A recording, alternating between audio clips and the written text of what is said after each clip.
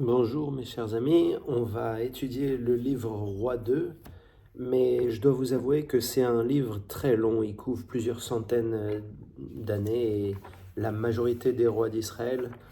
Et donc du coup, je vais peut-être le faire en plusieurs parties, surtout que j'ai essayé de fouiller les artefacts archéologiques qu'on a pu trouver sur cette période. Et la période est très riche en trouvailles archéologiques. Du coup, l'archéologie permet de voir cette histoire sous un autre angle et parfois même de comprendre ce qu'il y a dans le texte. Alors juste pour vous rappeler, dans Roi 1, ça se terminait avec Achab qui meurt et sa femme Isével qui est une femme horrible. Euh, et donc, leur fils Achazia le succède au royaume d'Israël. Et du côté de Juda, c'est Jéhoshaphat qui a été un bon roi et qui meurt. Et puis ensuite, il y a son fils Jéhoram. Donc le roi Jéhoram du côté de Juda et le roi Achaziaou du côté d'Israël. Il n'y a pas vraiment de raison pour laquelle l'histoire coupe ici. On aurait pu faire un seul livre de roi qui serait beaucoup plus long, mais bon voilà, ils ont décidé de couper ici et je ne sais pas très bien pourquoi. Donc on commence par regarder le royaume d'Israël. Achazia, il est sur un toit. Vous savez, dans les toits, à l'époque, il y avait des sortes de treillis sur le toit pour laisser passer la lumière, parce que pendant la journée, c'était moins cher d'avoir la lumière naturelle que d'avoir des bougies. C'était fréquent. Donc il marche sur ce treillis et il tombe et il se blesse. On appelle ça, on fait comme s'il était malade, mais en fait c'est une blessure de cette chute. À ce moment-là, il est alité et il trouve rien de mieux à faire que d'envoyer ses servants demander à un dieu philistin euh, s'il va, s'il va guérir. Et ce dieu philistin, c'est un dieu très particulier. C'est très intéressant que Roi 2 commence comme ça, parce que pour les chrétiens, c'est quelque chose de très important. Euh, ce dieu, ça s'appelle Baal Zvouv. Baal Zvouv, littéralement, c'est le maître des mouches. Euh, on ne sait pas vraiment, on n'imagine pas qu'il y avait un dieu pour un animal si insignifiant et si enfin, inoffensif. Du coup, on se rappelle que dans Megillah 25b, on a le droit de se moquer des idoles, donc peut-être que Baal Zvouv, c'est une déformation de quelque chose d'autre, comme Baal Zaboul, qui pourrait être maître élevé. En tout cas, dans la version grecque de la communauté sans doute d'Éléphantine ou d'Alexandrie, qui a traduit Baal Zvouv, ils ont décidé de l'appeler Belzébuth, Baal Zvout. Et c'est devenu un diable maléfique pour les chrétiens. Et effectivement, c'est le dieu d'Écron, c'est le dieu des Philistins, les ennemis mortels des Juifs. Donc pourquoi Achazia il va chercher ce dieu-là c'est quelque chose de complètement euh, inconscient, non juif, mais il va le consulter et sur le chemin, les envoyés, ils rencontrent un prophète qui est Eliaou, le fameux Eliaou Hanavi dont on a déjà parlé. Et Eliaou Hanavi, il lui dit, écoute, tu vas chercher des dieux qui ne sont pas les tiens, moi je vais t'annoncer, tu vas mourir. Et donc, comme ça, les envoyés retournent vers Achazia, ils disent, mais vous n'êtes pas allé encore en terre de Philistine. Et il leur dit, oui, mais on a trouvé ce prophète qui a dit que tu allais mourir. Euh, il y a plusieurs miracles que je passerai un peu plus tard, mais grosso modo, il meurt et il y a son fils Yehoram qui va lui succéder. Alors vous vous rappelez, côté Juda, on a Yehoram, et côté Israël, on a Yehoram. Alors on a deux Yehoram en même temps dans les deux royaumes. Je crois que c'est la première fois que les deux ont exactement le même nom au même moment. Donc ça rend le truc un peu plus compliqué, mais voilà, Yehoram, c'est pas le fils de Ahazia, c'est son frère, parce que Ahazia n'avait pas d'enfant. Donc après, il se succède une longue série de miracles de Elisha. Alors Elisha, c'est le disciple de Eliaou. Il faut savoir que euh, au 19e siècle, quand le rabbin Cohen a fait sa série sur le Tanakh, qui a eu beaucoup de succès, euh, c'était un siècle où on ne croyait pas aux miracles et aux fables, et du coup on était très scientifique, on était très rationnel, et donc on pensait que ces miracles c'était pour les gens un peu arriérés. Et d'ailleurs Cohen, il se plaint, qui est un rabbin, hein, il se plaint que les Grecs, ils étaient guidés par des sages qui ne parlaient que de dialectique et de raisonnement, parce que les masses étaient capables de recevoir ces choses-là pour réfléchir, alors que les Juifs apparemment n'étaient pas capables d'avoir le niveau intellectuel des Grecs, donc les sages ils étaient obligés d'inventer des miracles. Alors je vais essayer de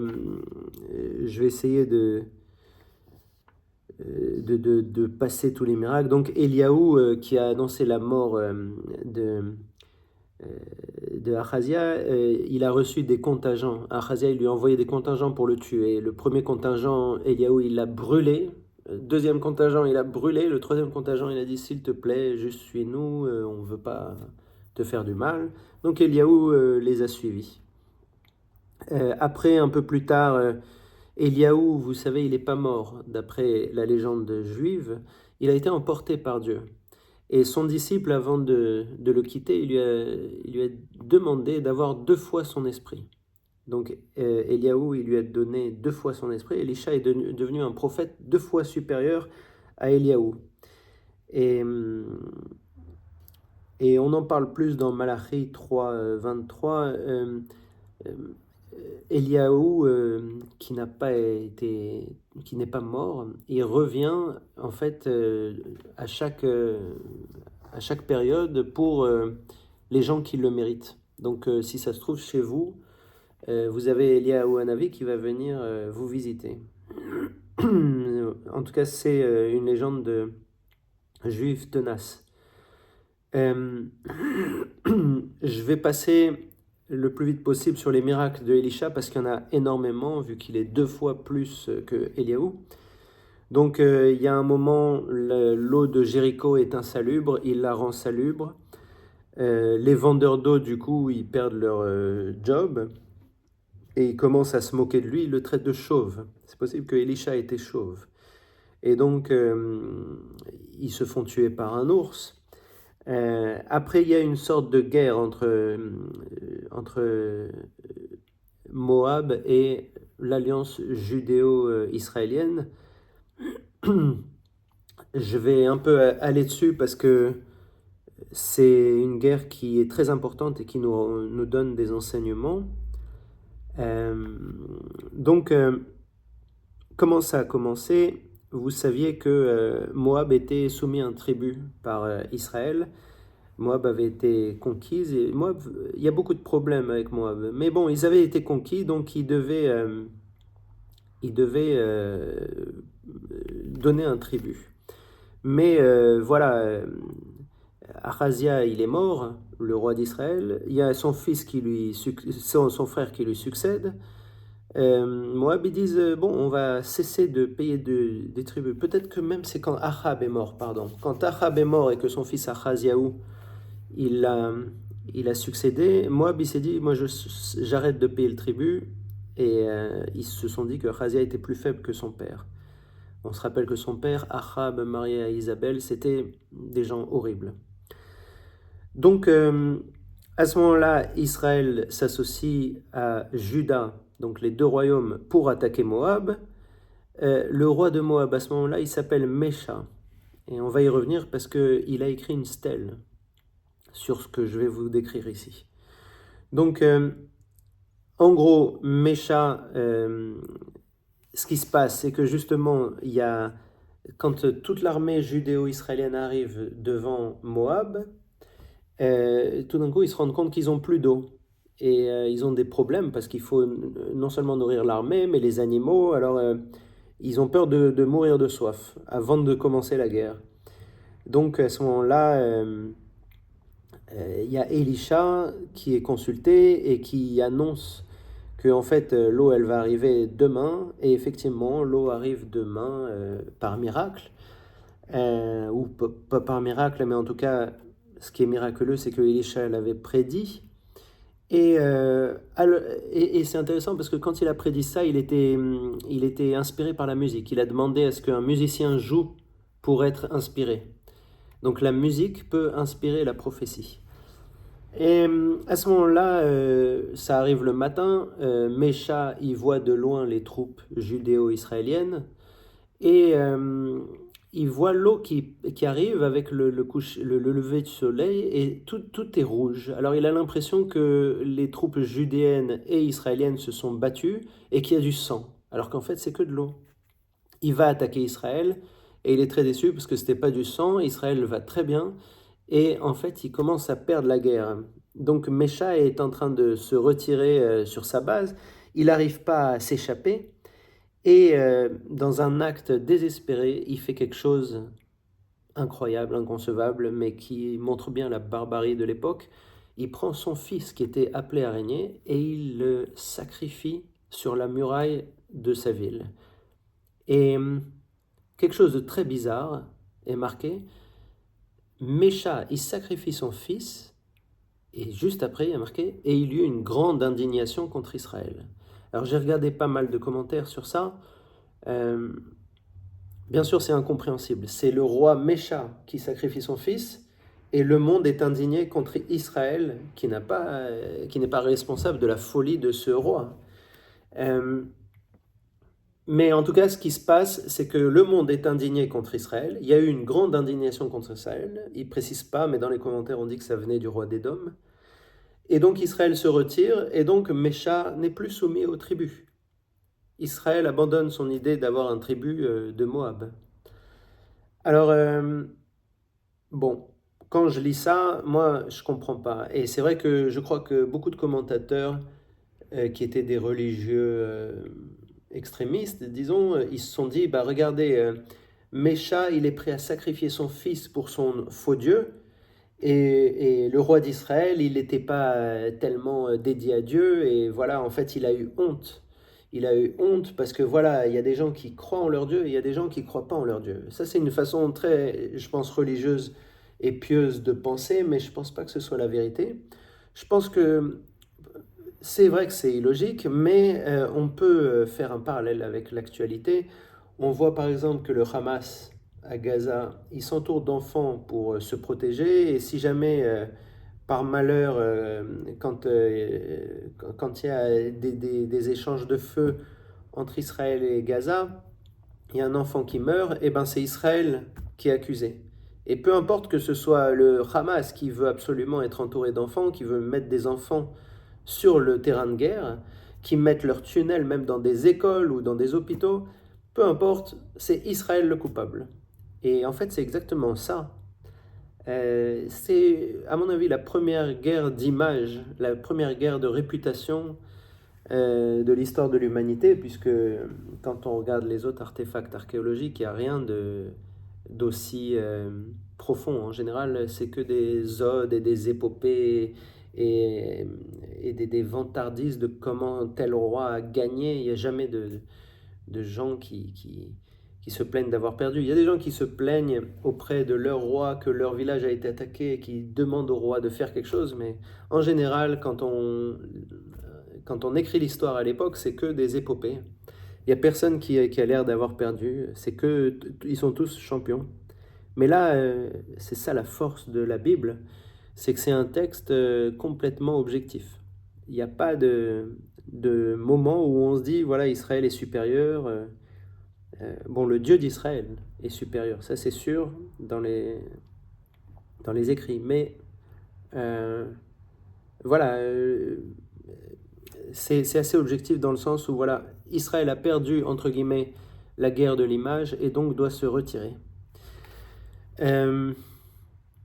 D'autres miracles de Elisha, il y a une femme qui s'est été endettée, vous vous rappelez, quand Achab était roi, il avait un général qui s'appelle Obadiah qui a sauvé des prophètes, et sa femme, maintenant, elle est endettée parce qu'elle a beaucoup dépensé pour sauver ses prophètes, donc Elisha passe et lui donne une jarre qui peut remplir d'huile, autant de jarres qu'elle veut, et donc elle devient très riche. Enfin, elle rembourse au moins toutes ses dettes.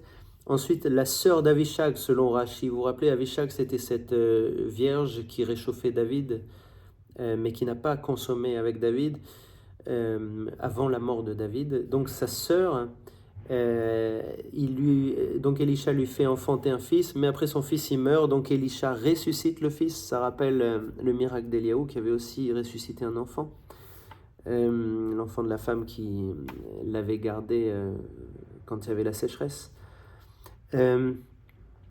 Et un peu plus tard, cette même femme, la sœur d'Avishag, Elisha va l'avertir d'une famine de 7 ans, elle va partir chez les Philistins et quand elle va revenir, elle va récupérer son champ qui lui appartient. Aussi, il a sauvé plusieurs prophètes d'un potage empoisonné à une période de famine. Les prophètes avaient pris des herbes un peu vénéneuses et sans faire exprès, et donc ils avaient fait un potage empoisonné et il les a sauvés. Ensuite, il a nourri tout un peuple avec 20 pains. Ensuite, il y a Naaman. Naaman, c'est un aramite. Alors, Aram, c'est un des nombreux peuples qui entourent Israël.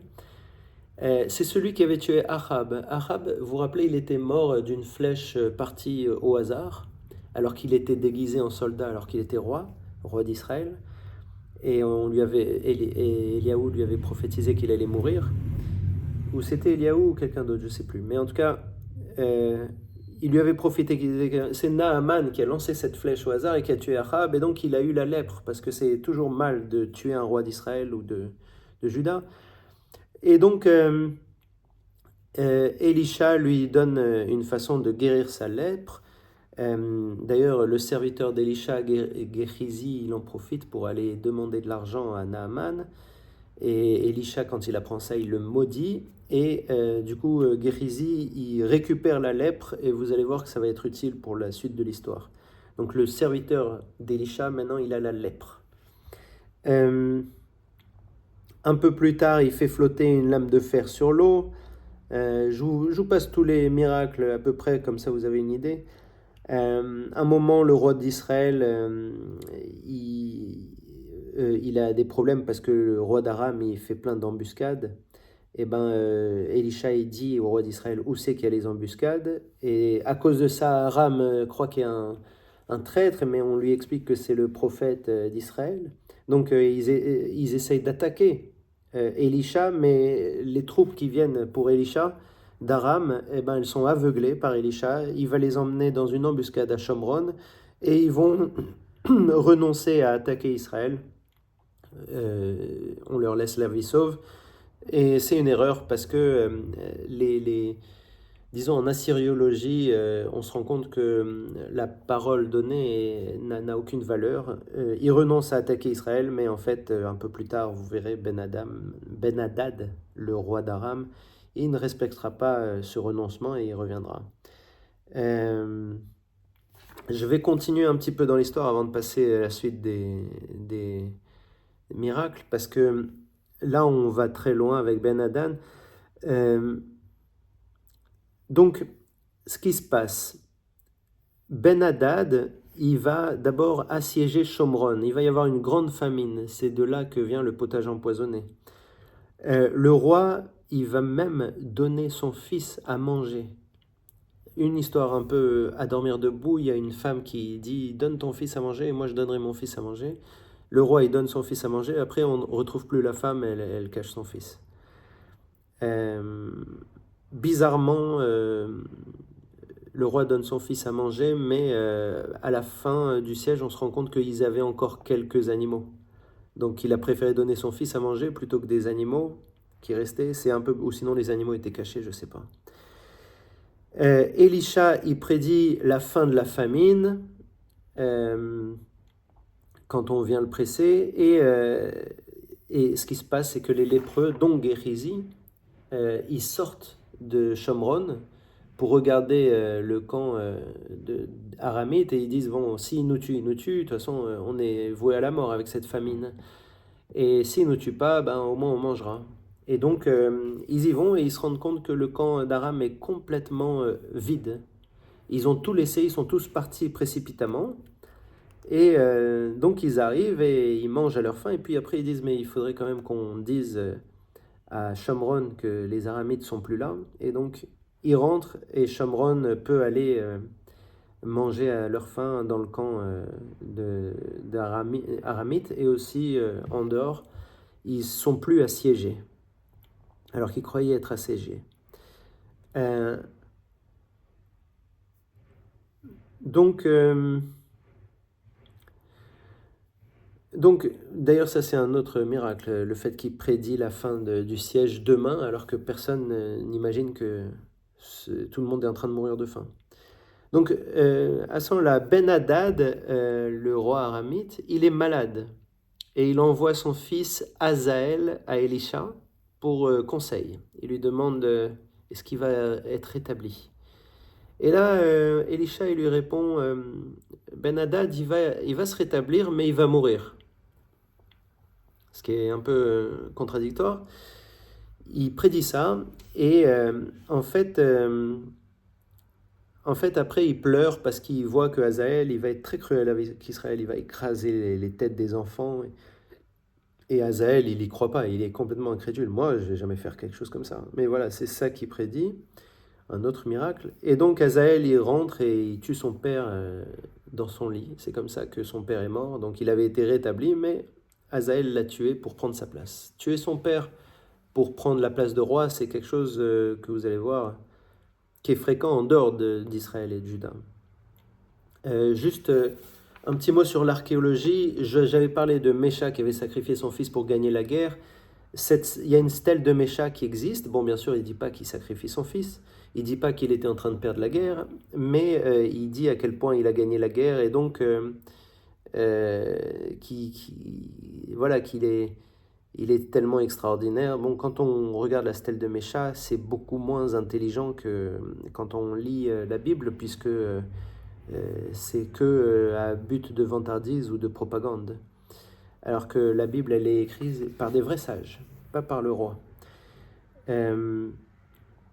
Aussi, pour Hazaël qui rentre et qui tue son père dans son lit, il y a une stèle qui s'appelle la stèle de Tel Dan, découverte par des Israéliens, qui montre que, en fait, Hazaël, lui, dans sa version, son père, il est mort dans son lit.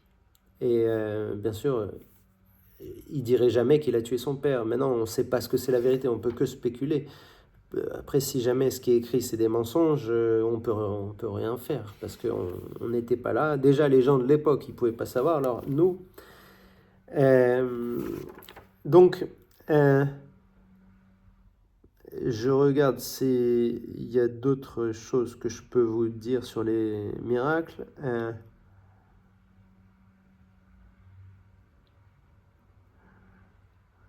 Bon, on verra un peu plus tard le dernier miracle de Élisha. On va passer au royaume de Juda. Donc, vous vous rappelez, Yehoram, il est roi de Juda, roi de Juda à 32 ans. D'après Rachi, même, il était roi du vivant, de Yehoshaphat. Il a régné 8 ans. Et il s'est marié à la fille de Izével et Achab. Vous vous rappelez ces rois horribles de la fin de roi 1, Achab et Izével. Izével, c'était une femme vraiment horrible, catastrophique, minable. Et Achab, c'était un très mauvais roi lui-même. Ils ont une fille qui s'appelle Athalia. Et Athalia, vous allez voir, elle n'est pas mieux que ses parents, mais pour l'instant, elle est juste la femme de Yehoram, roi de Juda. Normalement, les rois d'Israël, ils ne déteignent pas sur les rois de Juda. Les rois de Juda, parfois, peuvent être des bons rois.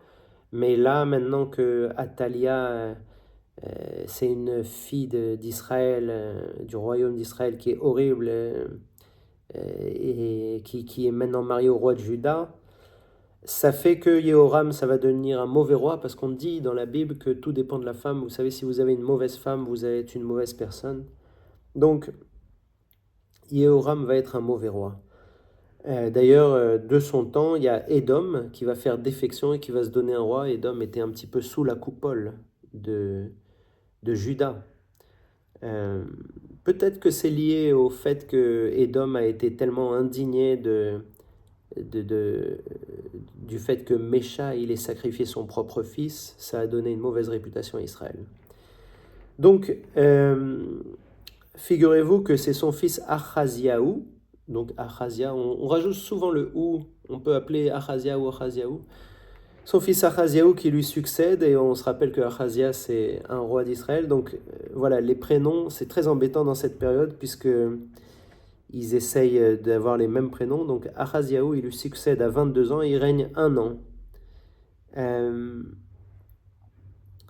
À ce moment-là, Yehuda et Israël sont très proches, ne serait-ce que par le mariage, mais ils sont très proches aussi militairement. Ils vont s'associer ensemble pour attaquer Aram et ils vont prendre Gilad des Aramites. Donc vous voyez, la, la, la guerre contre Moab est un peu abandonnée, mais en tout cas la guerre contre Aram, elle est très longue et elle ne s'arrête pas.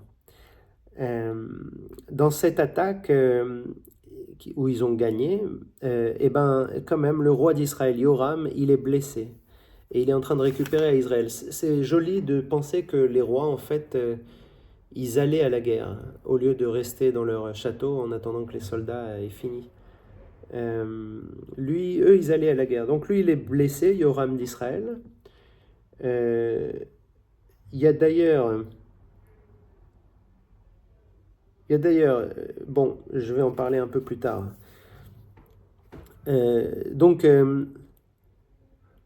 Donc, il est blessé, il récupère à Israël, et à ce moment-là, Yona, c'est le même que Jonas, celui qui a été avalé par la baleine, il va aller, il va aller oindre Yehou, Yehou qui est le général d'Israël, c'est-à-dire Yoram, il est blessé, donc il va récupérer Israël. En attendant, Yehou est au commandement et il est oint roi par un prophète. Donc là, on sort de la royauté par paternité. Donc, le prophète qui oint Yehou, il lui ordonne de tuer Izével et d'exterminer toute la famille de Achab, comme ça avait été fait pour Yarovam et Bacha autrefois. Et il ne faut pas laisser même un fils de Achab. À ce moment-là, Achaziaou, roi de Juda, il va rendre visite à Yoram au même moment. Et donc Yehou, qui est oint, et tout le monde le voit, tous ses généraux le voient, et donc tous ces généraux, toute l'armée d'Israël, elle arrive, et elle va surprendre Achazia et Yoram ensemble, les deux rois. Et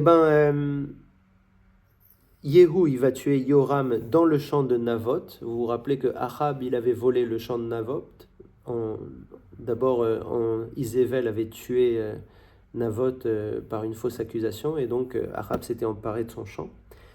Donc c'est là que sa descendance termine, dans le champ de Navoth.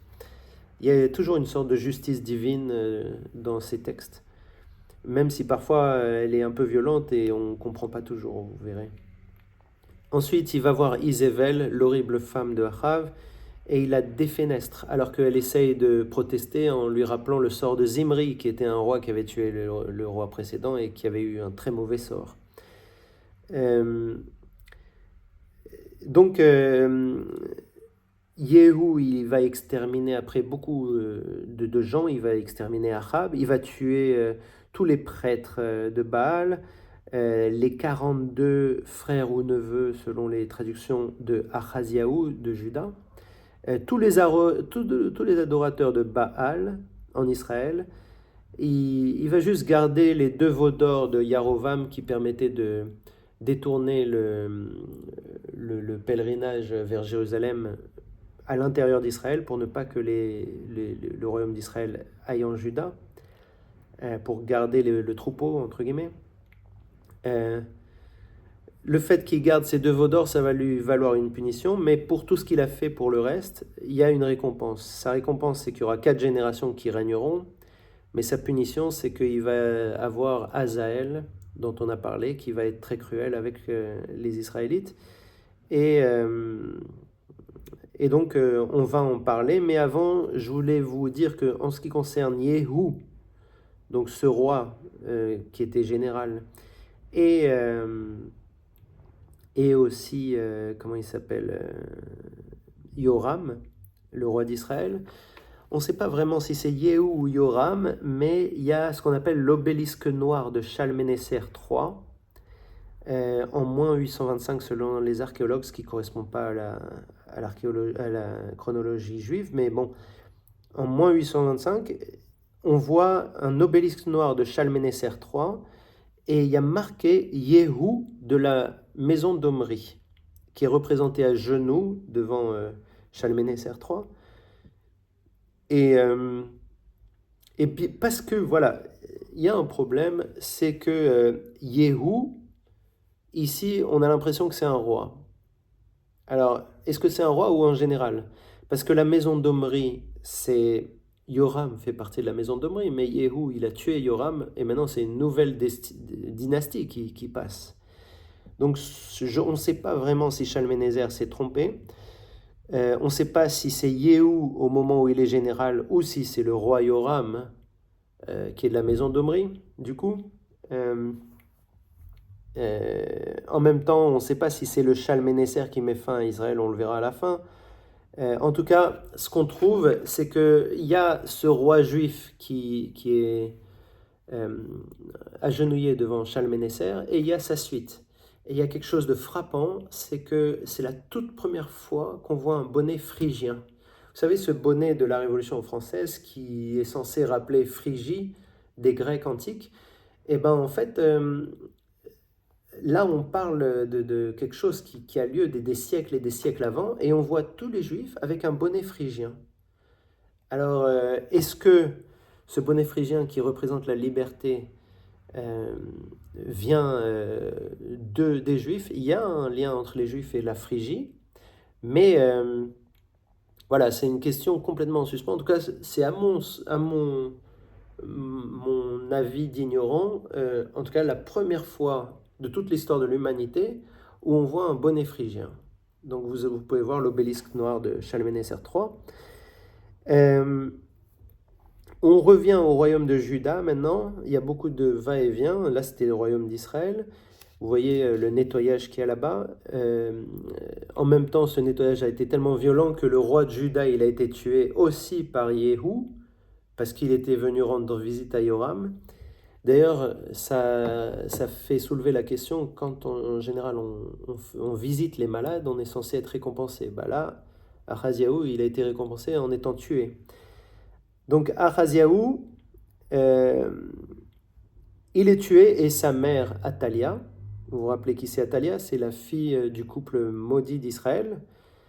Eh ben, elle va tuer tous les fils de son ex-mari, Yehoram, le roi Yehoram, père de Ahazia, et elle va prendre le pouvoir, mais elle n'a pas réussi à mettre la main sur un des fils, Yoash, qui a été sauvé par sa sœur, sa grande sœur, et Yehoyada, le Cohen. Il est dans le temple, et donc Athalia, elle prend le pouvoir à Juda. Donc c'est une fille d'Israël finalement, qui tue ses propres enfants pour prendre le pouvoir. On n'a pas de... Je crois que Aha, Bizevel, Athalia, il n'y a pas eu pire dans toute l'histoire d'Israël et de Juda, il n'y a pas eu pire comme personne. Ou peut-être, un peu plus tard, on verra Ménaché, mais voilà, ça c'est vraiment une famille horrible, quoi. Comme quoi une famille entière peut être horrible. Je voulais parler de Yoash, qui a été attesté dans une stèle, la stèle de Tel al-Rima, et aussi dans les inscriptions de Kuntilet Ajroud.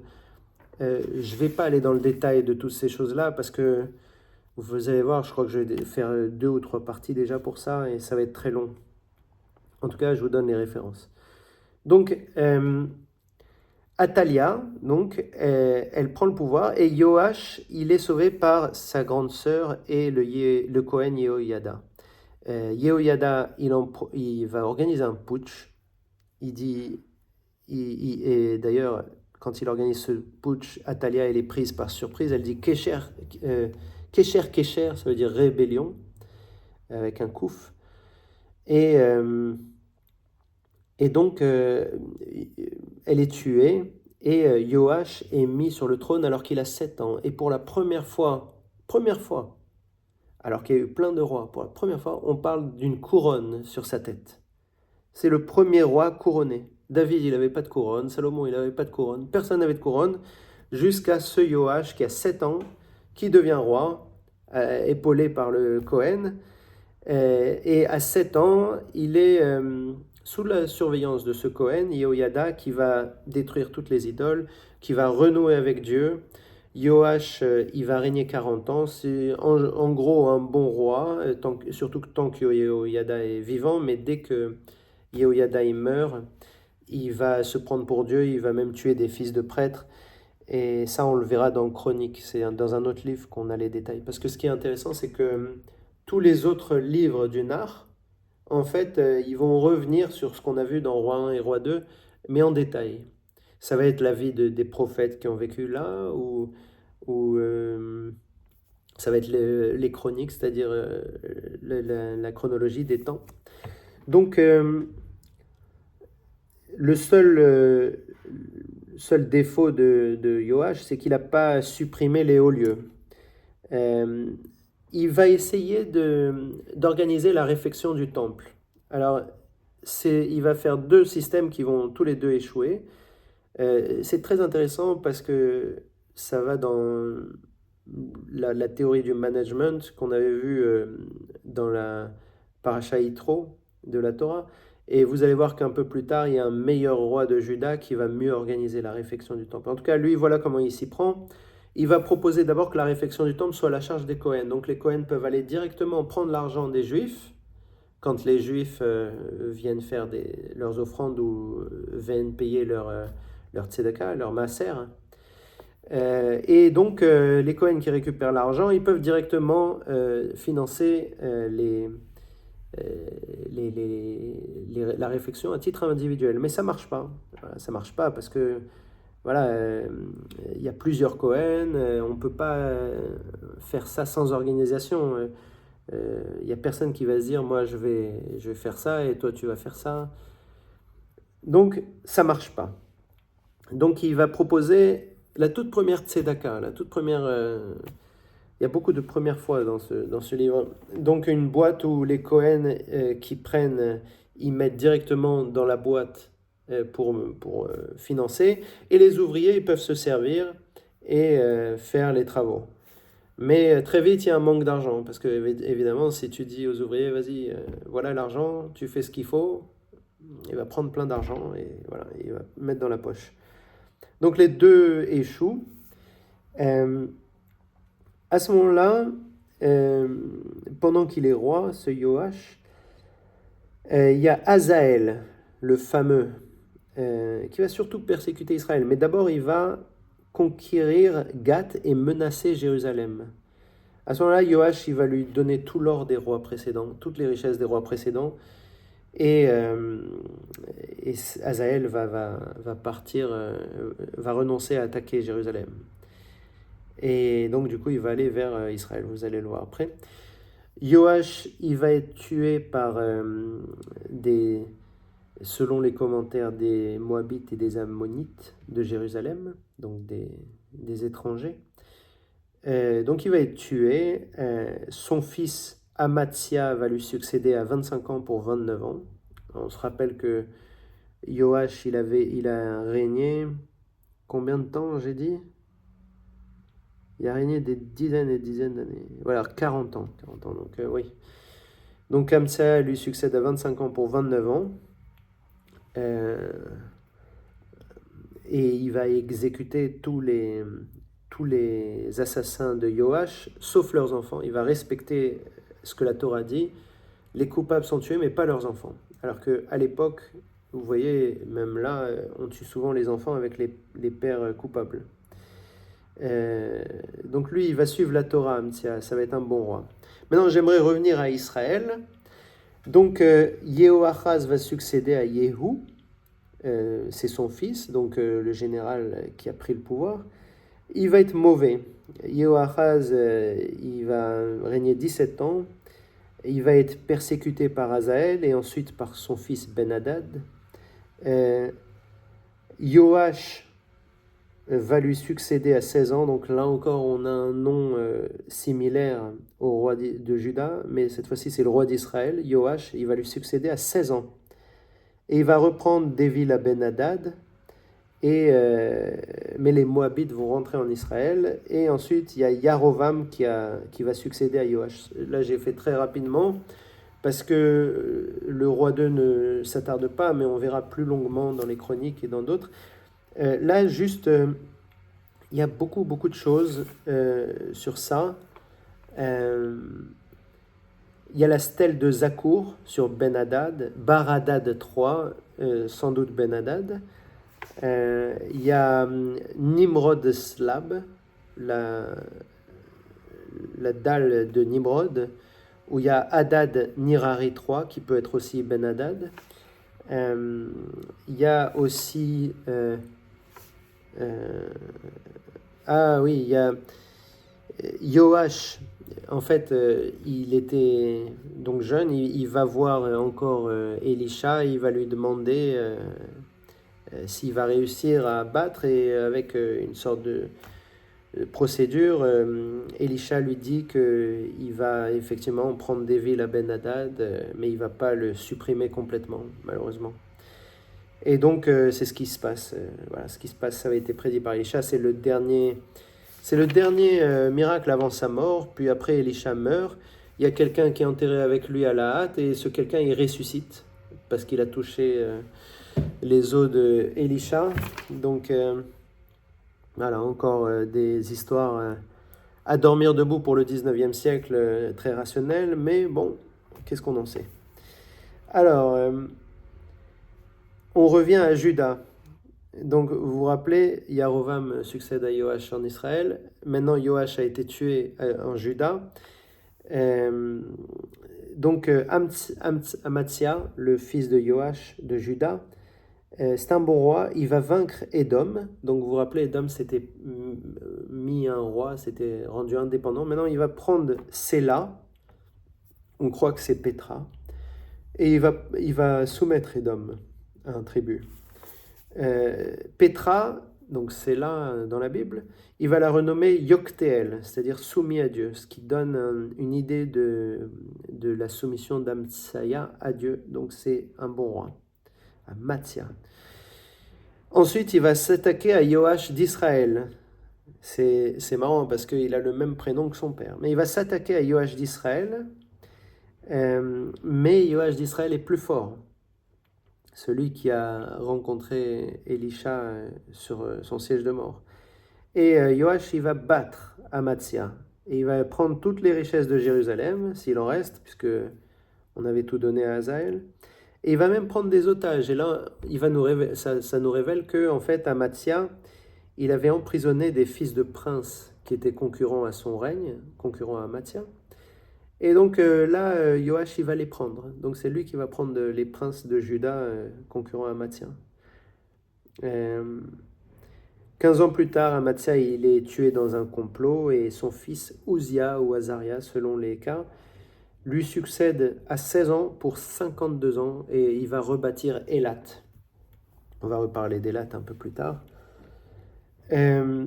Donc on a vu Yarovam qui succède à Yoash en Israël. Maintenant, on passe en Israël. Yarovam, il va régner pendant 41 ans. Il va être mauvais comme son père. C'est-à-dire, pas terrible, mais pas non plus horrible.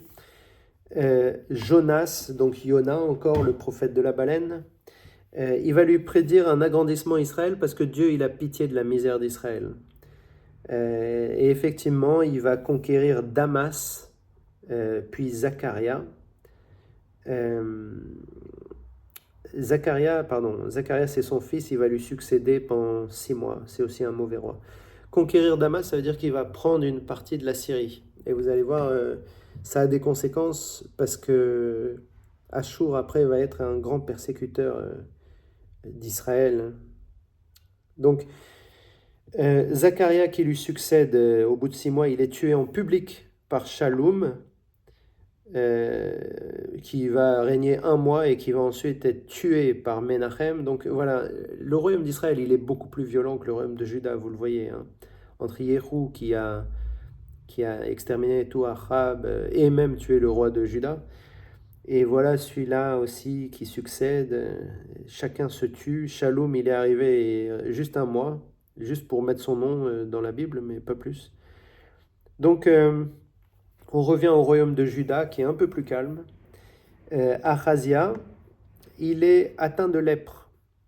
Donc, Azaria, le fils de Amatzia. Il est atteint de lèpre parce que, voilà, d'après Rachi, il a encensé le temple alors qu'il n'est pas Kohen. Et maintenant, il est isolé. C'est possible que son fils Yotam le remplace pendant ce temps-là. En tout cas, il ne supprime pas les hauts lieux. Et après, quand il meurt, son fils Yotam le remplace et il lui succède à 25 ans pour 16 ans. À ce moment-là, côté Israël, donc Menachem qui a tué Shaloum, qui avait tué Zacharia, le fils de Yarovam, et ben Menachem, il montre un petit peu à quel point il est cruel. Il va voir une ville rebelle qui s'appelle Tifsa, et il va éventrer les femmes enceintes de Tifsa pour la soumettre. Et il va s'associer à Poul, le roi d'Achour. On sait que ils ont pris Damas. Il va s'associer à Poul. J'ai pas trouvé une correspondance chez les archéologues de ce roi d'Achour, un roi assyrien. En tout cas, il va s'associer pour renforcer son règne. Et il va lever des taxes sur Israël pour Poul. Déjà, Israël est misérable. Là, il lève des lourdes taxes et il donne tout à Poul pour s'associer avec lui. Son fils Pékar va lui succéder. Il va régner 2 ans. Il va être tué par le général Pékar. J'ai dû me faire une erreur. Il faut que je revoie. Bon, peu importe. Et de toute façon, il ne fait pas grand-chose. Son fils, Pékar, le général, il va le tuer. Il va régner 20 ans. Et ça va être un mauvais roi. Et à ce moment-là, Tiglath-Pileser, roi d'Achour, il va l'attaquer.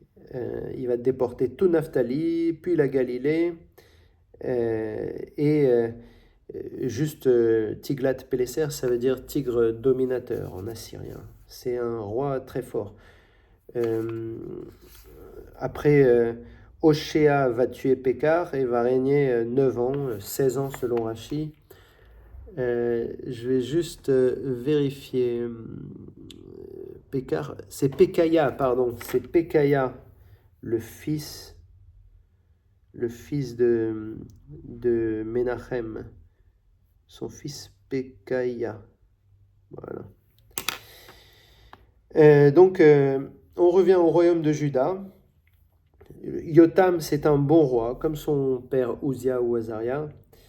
Mais les hauts lieux sont encore utilisés pour les sacrifices. Donc, Hachem va lancer contre Juda Pékar d'Israël et Rétzin de Aram. Donc, ces 2 rois contre Juda.